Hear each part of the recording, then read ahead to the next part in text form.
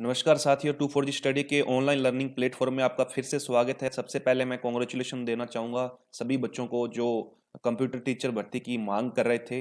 अब इसके अंदर जो 7 जनवरी 2022 का जो आदेश है एआरडी का, आप देख सकते हैं एआरडी का जो आदेश दिया हुआ है 7 जनवरी का, उसमें हम बात करेंगे जो भी भर्ती है पूरी की पूरी जिसमें योग्यता है और इसके अलावा जो पेपर रहेगा, एग्जाम रहेगा, उसका पैटर्न क्या रहेगा। बने रहिए हमारे साथ इस वीडियो में। वीडियो पूरी देखनी है बिना स्किप किए, वीडियो को लाइक जरूर कीजिएगा। चैनल पर पहली बार जुड़े हैं तो सभी भर्तियों की जानकारी के लिए आप 2 4 जी स्टडी को सब्सक्राइब कर सकते हैं।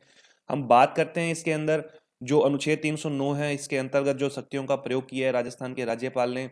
इसमें जो भी लिखा हुआ है सब इसमें दिया हुआ है, आप पढ़ सकते हैं। इसमें जो भर्ती है, इस भर्ती का जो नाम है वो कंप्यूटर अनुदेशक रखा गया है। एक तो वरिष्ठ कंप्यूटर अनुदेशक है और एक बेसिक कंप्यूटर अनुदेशक है। हम दोनों की बात करेंगे इसके अंदर। चलिए यहाँ चलते हैं हम। इसमें जो सबसे पहले जो नियम 16 है, रूल 16 है, उसका संशोधन किया गया है। उसमें जो आयु दी गई है, जो ऊपर की जो आयु की छूट है वो देखिए। यहाँ पे एससी, जो एससी है, एसटी है और जो पिछड़े वर्ग है, अति पिछड़े वर्ग है, एमबीसी है, और जो आर्थिक रूप से कमजोर वर्ग है, उनके जो पुरुष अभ्यर्थी है उनको 5 ऊपरी जो आयु सीमा है उसमें 5 वर्ष की छूट दी गई है।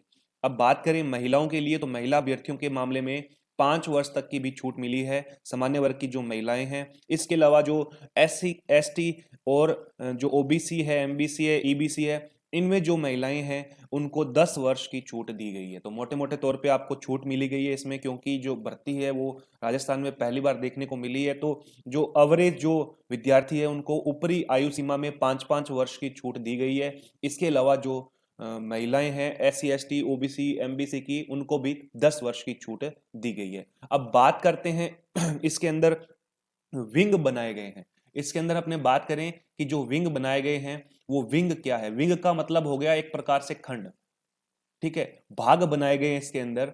जो सबसे पहला जो हमारा जो वरिष्ठ कंप्यूटर अनुदेशक है, इसका विंग है। इसके अंदर 50% जो पद है इनको शामिल किया गया है। अब इसके अंदर हम बात करते हैं सबसे पहले जो इसके अंदर शॉर्ट रूप के अंदर इंग्लिश में लिखा हुआ है, जैसे एमई लिखा हुआ है और हिंदी में अभियांत्रिकी लिखा हुआ है। तो कुछ बच्चे कंफ्यूज है, हिंदी के अंदर समझ नहीं पा रहे हैं, तो मैं आपको बड़े बड़े मोटे मोटे तौर पे इनकी जो फुल फॉर्म है वो आपको साथ साथ में बताता रहूंगा, और साथ साथ में आपको ये योग्यताएं जो है वो आपको नोट करनी है। वरिष्ठ कंप्यूटर अनुदेशक के अंदर एमई, एमई का मतलब देखिए अभियांत्रिकी यानी कि जो इंजीनियरिंग है उसके अंदर स्नातकोत्तर कंप्यूटर विज्ञान यानी सीएस, कंप्यूटर साइंस, सूचना प्रौद्योगिकी का मतलब हो गया आईटी, इंफॉर्मेशन टेक्नोलॉजी, और जो इलेक्ट्रॉनिक्स और संचार अभियांत्रिकी का मतलब हो गया ईसीई। ईसीई का मतलब हो गया इलेक्ट्रॉनिक्स एंड कम्युनिकेशन इंजीनियरिंग। इसके बाद में बात करें विद्युत अभियांत्रिकी यानी कि ईई। ईई का मतलब है इलेक्ट्रिकल इंजीनियरिंग। विद्युत एवं इलेक्ट्रॉनिक्स अभियांत्रिकी यानी ट्रिपल ई।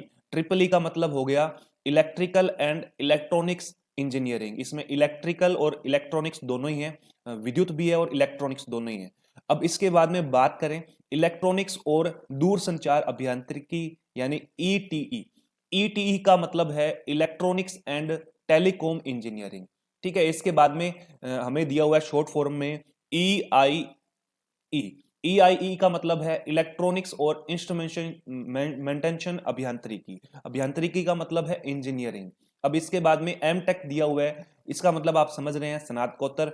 बड़े बड़े तौर पे ये बता दूं कि जो मैंने आपको बताई है, आईटी है, ईसीई है, डबल ई है, ट्रिपल ई है, ईटीई है, ईआईई है, ठीक है। तो इनमें हमें एम टेक हमारे पास होनी चाहिए।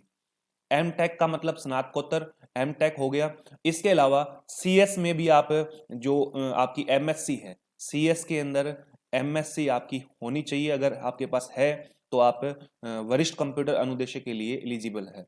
इसके अलावा आपके पास बी लेवल और सी लेवल का आपके पास क्या होना चाहिए, जो डिप्लोमा है वो होना चाहिए, बी लेवल और सी लेवल का।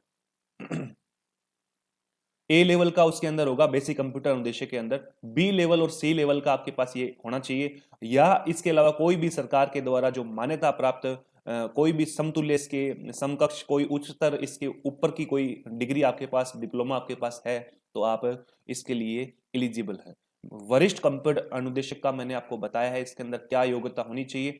इसके अलावा आपके पास बेसिक कंप्यूटर अनुदेशक है, इसके अंदर पूरा का पूरा 100% कोटा दिया हुआ है। यहाँ पे स्नातक और ए लेवल पीजीडीसीए न्यूनतम 1 वर्ष। इसका मतलब ये हुआ कि आपके पास स्नातक होनी चाहिए, ग्रेजुएशन होनी चाहिए, ए लेवल आपके पास होना चाहिए, ठीक है। इसके अलावा आप पीजीडीसीए, पीजीडीसीए आपके पास कम से कम 1 वर्ष का आपके पास होना चाहिए। इसके अलावा अगर ये नहीं है तो आप इन जो भी आपके ये दिए गए हैं जितने भी इलेक्ट्रॉनिक्स वगैरह जो भी है, आईटी के, बीई के, ईई के, ट्रिपल ई के, तो आप आपके पास इनमें से कोई भी एक होना चाहिए, तो आप इसके लिए एलिजिबल है। तो अपने हमने बात की थी अभी इसमें जो आपका वरिष्ठ कंप्यूटर अनुदेशक है, इसके बाद में बेसिक कंप्यूटर अनुदेशक है। तो हम बेसिक कंप्यूटर अनुदेशक की बात कर रहे हैं। इसमें बीई यानी बैचलर होना चाहिए, बैचलर डिग्री होनी चाहिए इंजीनियरिंग में, या सीएस में आपका होना चाहिए जो भी स्नातक है, सूचना प्रौद्योगिकी यानी आईटी जो आपका इंफॉर्मेशन टेक्नोलॉजी है, और या आपका जो ईसीई है मैंने आपको बता दिया, डबल ई बता दिया, ट्रिपल ई बता दिया, और ईआईसी भी बता दिया। और इसके अलावा जो दूरसंचार, टेलीकॉम और इंस्ट्रूमेंटेशन है, इसमें आपकी स्नातक होनी चाहिए, यानी कि बीटेक आपके पास होनी चाहिए। जो कंप्यूटर वरिष्ठ अनुदेशक है उसमें आपका एमटेक मांगा गया है, और जो बेसिक कंप्यूटर अनुदेशक है इसमें आपके बीटेक मांगा गया है। या आपके पास बीएससी अगर है, बीएससी किसके अंदर? कंप्यूटर साइंस के अंदर। कंप्यूटर साइंस के अंदर बीएससी है तो आप इसके लिए एलिजिबल है। या कंप्यूटर एप्लीकेशन में आपके पास स्नातक होनी चाहिए, बीसीए आपके पास है तो आप इसमें एलिजिबल है। बीसीए आपके पास है तो आप बेसिक कंप्यूटर अनुदेशक का फॉर्म अप्लाई कर सकते हैं। और इसके अलावा कोई भी मान्यता प्राप्त आपके पास कोई भी डिग्री है या डिप्लोमा जो भी आपके पास समतुल्य है, तो आप इसमें एलिजिबल है। अब बात करें जो एग्जाम है वो एग्जाम किस तरीके से होंगे, तो हम बात करते हैं सबसे पहले नेगेटिव मार्किंग की। तो दोनों जो एग्जाम है इसमें पहला एग्जाम भी होगा और दूसरा एग्जाम भी होगा। प्रश्न पत्र 1 और प्रश्न पत्र 2, इन दोनों की बात करें तो दोनों में ही नेगेटिव मार्किंग है। दोनों में नेगेटिव मार्किंग कितनी है? 1/3 है। तो ये आपको सबसे पहले ध्यान में रखना है। प्रश्न पत्र 1 की बात करें तो ये जो प्रश्न पत्र 1 है इसमें 100 प्रश्न आएंगे। 100 के 100 प्रश्न जो है वो 100 अंक के होंगे, और जो समय अवधि है प्रश्न पत्र की वो 2 घंटे की होगी, और सभी के सभी जो प्रश्न है वो ऑप्शनल होंगे। हम बात कर रहे हैं प्रश्न पत्र 1 की। जो वरिष्ठ कंप्यूटर अनुदेशक है इसमें प्रश्न पत्र 1 है, इसमें बात करें तो इसमें जो एग्जाम का सिलेबस है, इसमें देखिए सिलेबस क्या दिया हुआ है। कल्चर, हिस्ट्री, जियोग्राफी, साइंस और राजस्थान के जो करंट मामले हैं, समसामयिकी मामले हैं, उनके बारे में जो करंट अफेयर राजस्थान का, ये जो पूरा का पूरा सिलेबस है। सामान्य योग्यता जो है इसके अंदर रीजनिंग और मैथ के आपके लगभग 25 से 30 क्वेश्चन इसमें आपको देखने को मिलेंगे। बाकी जो 60 से 70 क्वेश्चन है वो आपको इसमें देखने को मिलेंगे। जो राजस्थान के रिलेटिव जो भी है, साइंस है, जो जियोग्राफी है, हिस्ट्री है, जो भी इंडिया का पार्ट है, वो आपको 60 से 70 क्वेश्चन देखने को मिलेंगे, और 25 से 30 क्वेश्चन देखने को मिलेंगे कहाँ पे? मैथ और रीजनिंग के अंदर। इसके अलावा इसमें बात करें प्रश्न पत्र 2 की, तो प्रश्न पत्र 2 में जो वरिष्ठ कंप्यूटर अनुदेशक है सेमी पैटर्न होगा, 100 प्रश्न होंगे, 100 अंक के होंगे, 2 घंटे की समय अवधि होगी।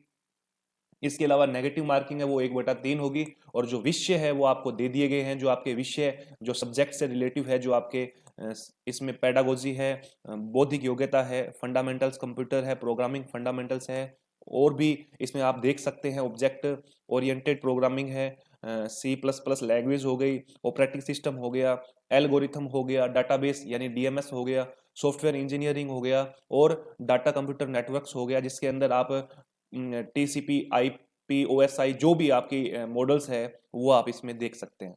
इसके अलावा नेटवर्क सिक्योरिटी का जो भी फंडामेंटल है इसके अंदर आप देख सकते हैं। सिक्योरिटी का लैन एंड वैन जो भी नेटवर्किंग मामला है वो आप इसमें देख सकते हैं। बेसिक्स ऑफ कम्युनिकेशन जो है, चैनल कैपेसिटी और कम्युनिकेशन, जो भी इसके अंदर पीसीएम, डेल्टा मॉड्यूलेशन, डब्ल्यूडीएम, ब्रीफ, जो भी कंप्यूटर की जो भी लैंग्वेज है वो सारे के सारे इसके अंदर आपको देखने को मिल जाएंगे। अब बात करें बेसिक कंप्यूटर अनुदेशक की, इसमें भी 2 पार्ट होंगे। फर्स्ट पार्ट के अंदर 100 प्रश्न होंगे, 100 अंक के होंगे, 2 घंटे की समयावधि होगी और 1/3 इसमें नेगेटिव मार्किंग होगा। और सेम पैटर्न है, सेम का सेम पैटर्न मैंने आपको बताया जो वरिष्ठ कंप्यूटर अनुदेशक के अंदर दिया है, वो सेम का सेम इसी इसी के अंदर होगा फर्स्ट पार्ट के अंदर। लेकिन जो सेकंड पार्ट है, पैटर्न सेम रहेगा, लेकिन जो सिलेबस है वो थोड़ा सा अलग हो जाएगा। वो आप सिलेबस इसके अंदर देख सकते हैं, पीडीएफ आपको मिल जाएगी, पूरा का पूरा सिलेबस इसके अंदर दिया हुआ है। तो चैनल पर पहली बार जुड़े हैं तो चैनल को सब्सक्राइब कर दीजिए। और किसी भी अन्य प्रकार की समस्या है भर्ती के अंदर, आपको पता है कि आपको पूछना है कोई भी, जैसे कोई पूछ रहा है कि सर इसमें कोपा वाले शामिल होंगे या पीजीडीसीए वाले जो है वो कम से कम 1 वर्ष का जो जिनके पास है वो शामिल होंगे, या O++ वाले इसमें शामिल है या नहीं है, तो आप 9982840828 ये व्हाट्सअप क्वेरीज का नंबर दिया हुआ है आपको, आपको नीचे स्क्रीन पर मिल जाएगा या डिस्क्रिप्शन में दिया हुआ है। टेलीग्राम ग्रुप की लिंक दे रखी है, वहां जाकर आप टेलीग्राम ग्रुप को ज्वाइन कर सकते हैं। किसी भी समस्या के लिए, किसी भी प्रकार की समस्या है तो आप सोशल मीडिया पर, व्हाट्सएप पर आप हमें कॉन्टैक्ट कर सकते हैं, ये नंबर दिया गया। तो चैनल पर नए हैं पहली बार तो चैनल को सब्सक्राइब करिए, वीडियो को लाइक जरूर कीजिए।